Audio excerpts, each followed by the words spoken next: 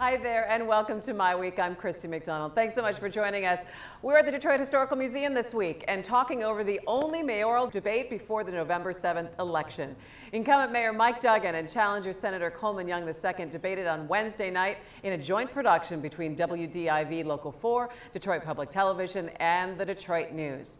This was Young's chance, with free TV airtime, to take swings at Duggan and make the case to voters that he has better solutions to fighting crime, neighborhood development, and service expansion.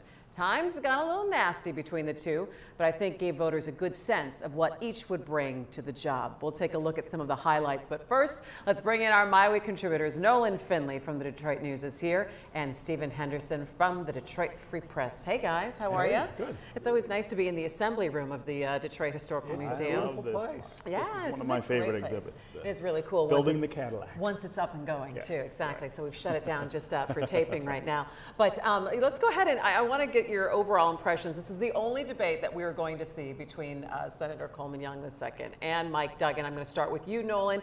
Did it deliver everything that you thought it would? Well, I thought it was a little meatier than I expected it to be. I thought it was going to be a circus.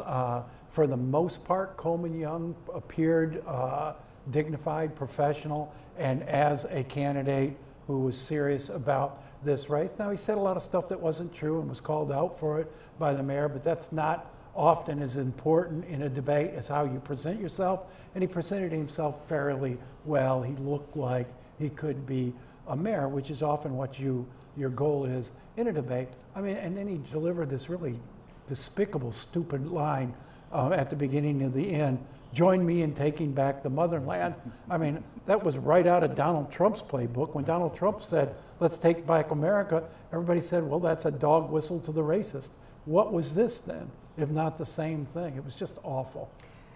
Pretty interesting, to say the least. Yeah, no, it was an interesting debate. You know, the trick here for Coleman Young II was to look like Mike Duggan's equal, right? You get 60 minutes on television where the only opportunity for people to see the two of you together, you have to look like you can hold the stage. And I think he probably accomplished that. I agree with Nolan that the motherland comment was bizarre and pretty inappropriate. We can imagine who put him up to that, who's working on the campaign. He was channeling a couple of Adolfs there, wasn't he? Yeah, he was. But you know, that plays to his base. Just like Donald Trump, there are voters in the city who really feel that way and who are attracted to his platform for that. So he had to throw him something. I guess it was the thinking. Yeah, I mean, I think he had to swing for the fences, and I think he did about as much as he could at that point. But you're talking about playing to the base. Gosh, if you look at the numbers, and I know sometimes we're not too fond of polls anymore after the presidential election and what happened there, but the disparity between 67% and 27% in the primary. Well, that's not a poll, that's a vote. I mean, that's the vote, that's the vote, or numbers. Poll. But when you look at that, I mean, and you say the base, well, he wasn't just trying to sway 8 or 10% here. He had to make up a lot of ground. He's got to make up a lot of. That's the big. He has to make up an awful lot of ground. He's got to convince either people who voted for the mayor in the primary to come over to his side, or a lot of people, you know, most people didn't vote. He's got to maybe get some of them out. I think it's an incredibly difficult task for anybody. It will be especially difficult for him, given, you know, he has a very thin resume of accomplishment.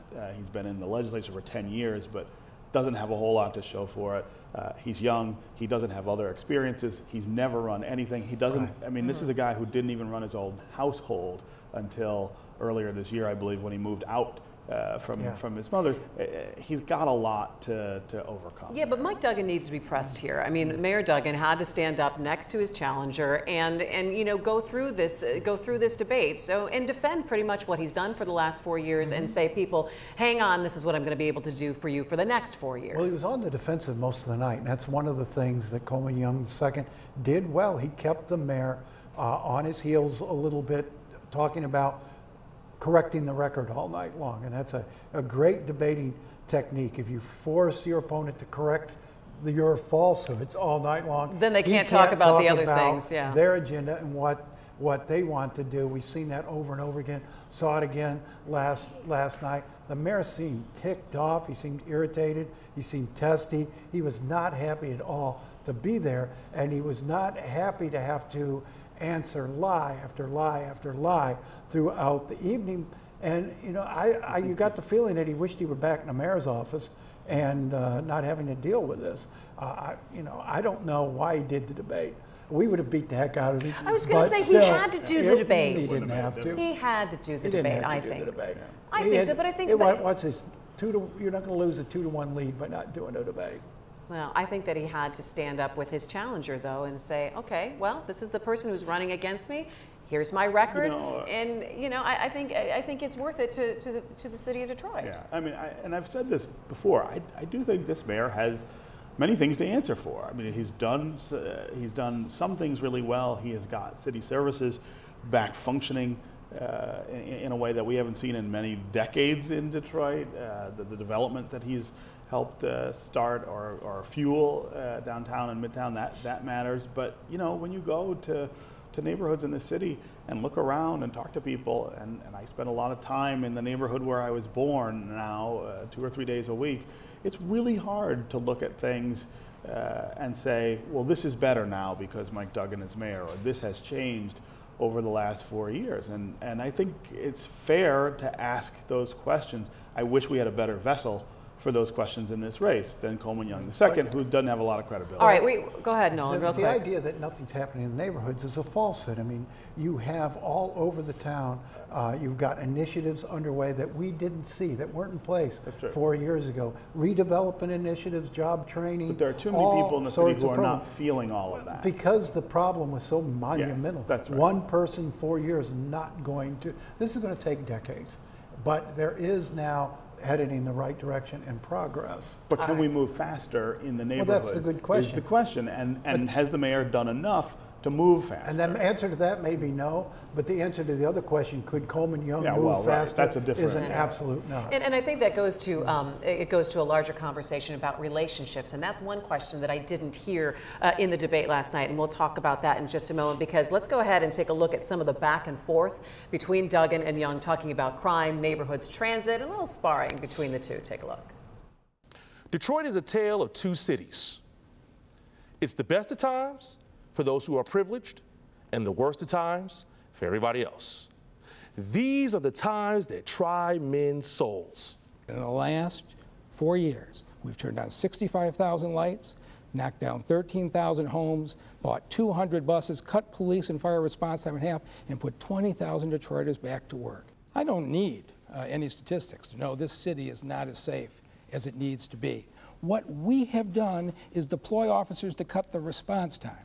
And the green light now has cut the violent crimes in half in 200 areas that were zones of danger that are now zones of safety. It'll be 400 by next year. We can make this better. What I want to do is, first, I want to have a homicide review commission where we review all the homicides, and we get all the departments within the city of Detroit, like the health department, to be able to review these homicides. The second thing I want to do is treat violence like a virus, so that we can make sure that we go to the center of disease control, to make sure that we can be proactive and find out where the root causes of these violent problems are, so we can bring them to justice. We also want to expand the police mini stations, and we want to make sure that police officers are walking the beats. He had to pay $30 million to the federal government for violating anti-kickback laws.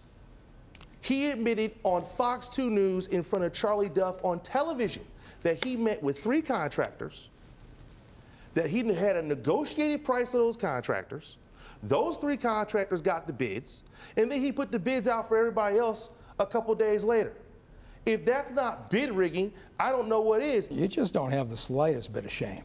It's just unbelievable. I never met with any contractors. I never said any such thing. You did. There was never any criminal investigation at DMC. You should stop impugning the employees there. There was a civil self-disclosure as part of the sale transaction. There was never any criminal investigation. You just make this stuff up without any regard to what's true. What about the neighborhoods? What about the people?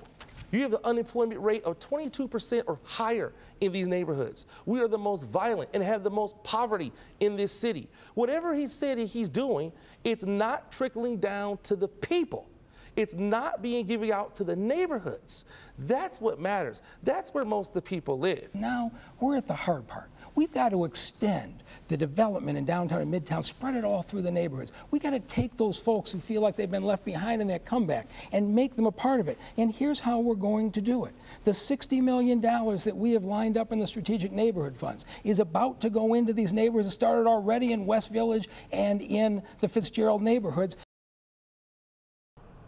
Well, you know, one of the major things that they were going to discuss last night was crime, and bringing up specifically the crime numbers. I thought that Mayor Duggan handled his answer pretty well, saying, look, are the numbers, whatever you want to say the numbers aren't good enough, that they have to get a handle on crime in the city. Nolan, let me start with you.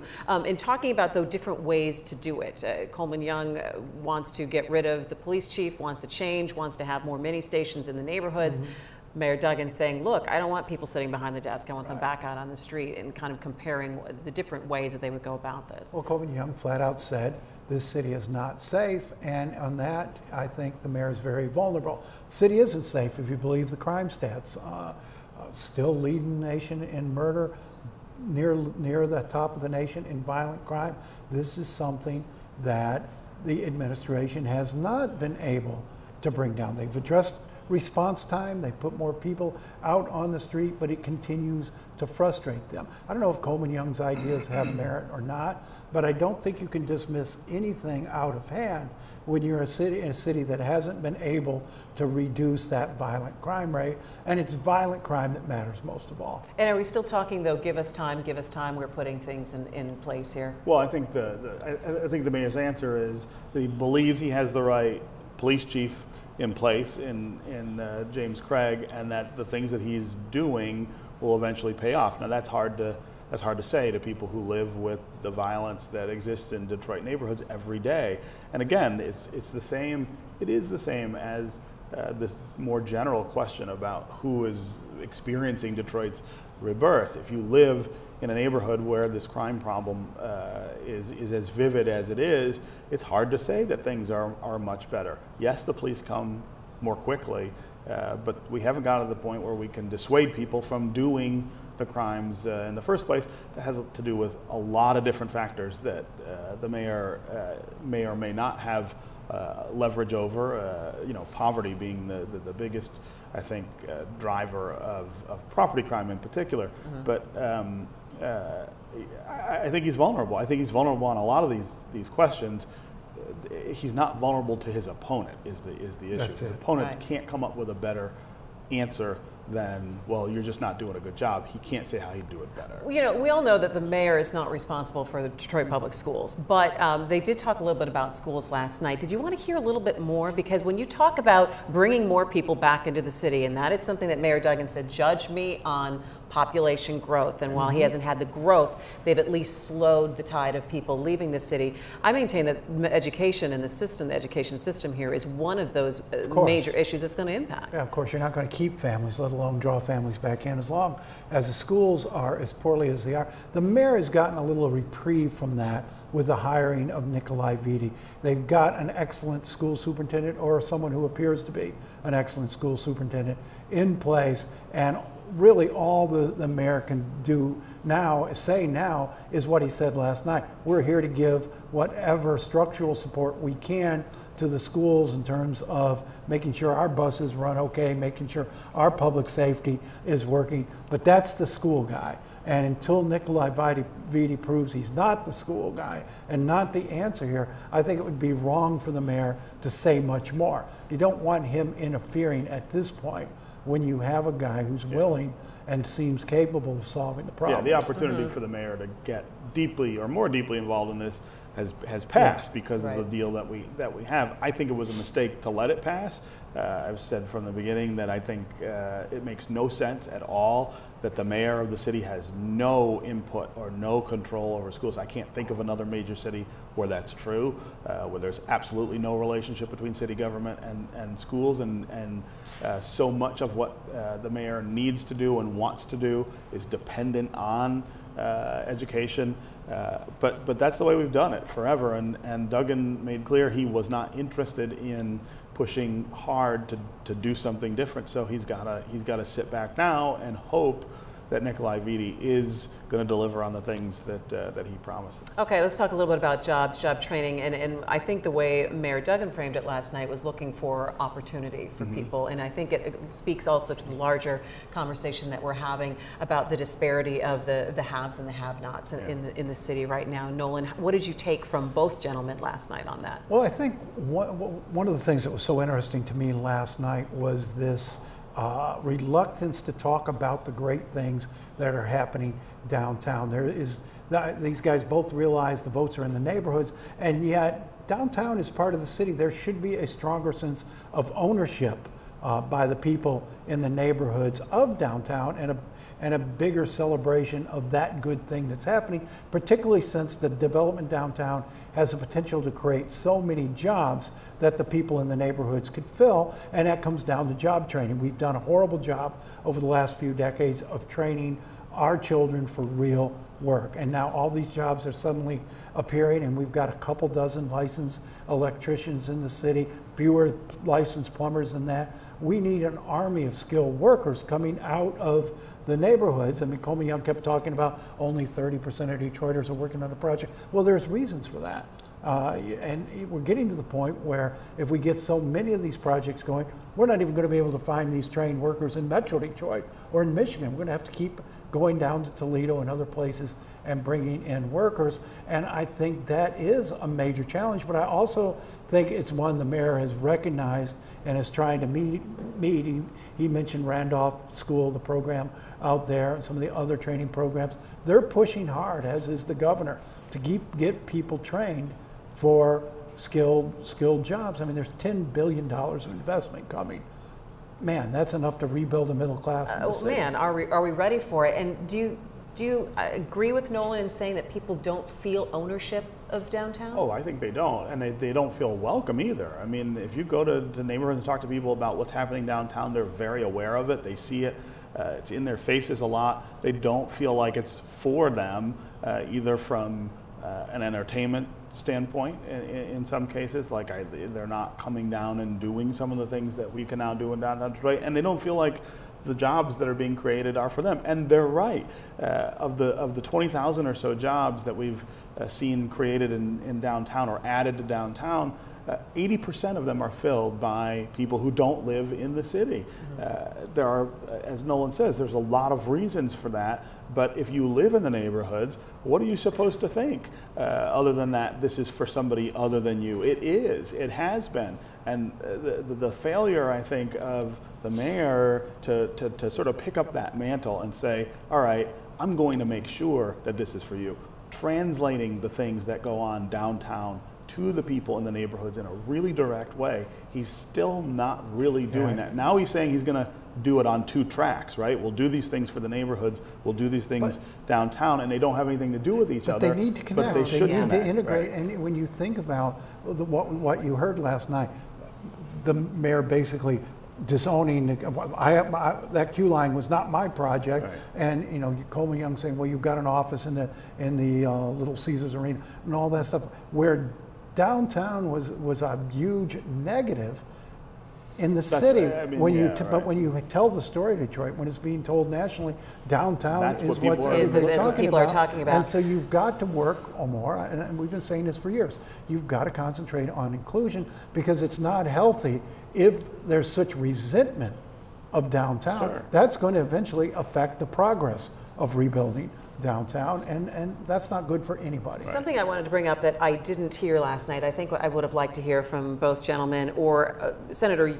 Young could have helped himself a little bit more, if talking about relationships and how the mayor is having relationships with the business community, business leaders, heads of foundations, where a lot of that money is coming into the city and can affect real change, and how you would deal with those people. And I think hearing about that would have been helpful for people as well. I thought that could have been a real plus for the mayor, right? Mm-hmm. To point out that he has these relationships. It's working. That when he makes a phone call, people pick it up. People pick it up, and they respond. And this is not to disparage Coleman Young II too much, but do you really think that the heads of these national foundations, who are now really involved in Detroit, for instance, are going to want to deal with him? I mean, he has no experience dealing with that kind of management and leadership.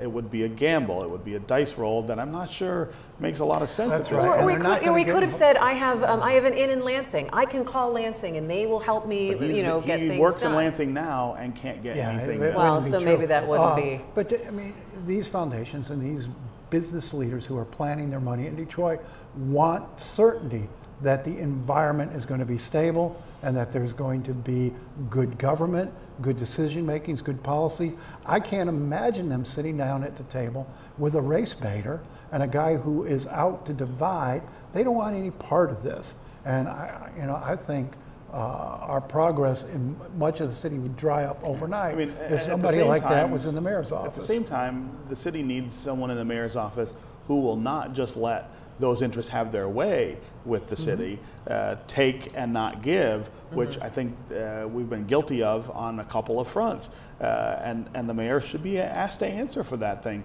for that dynamic. Why have you been okay with some of the deals that have been made that don't really benefit most Detroiters? We didn't get to that stuff last night. Coleman Young has some culpability here too. He votes for some of these tax packages that end up giving away money, then goes out on the street and says, I'm for the people. That doesn't really work either. They did spar a little bit about that. All right, well, that's going to wrap up the conversation we have about the debate.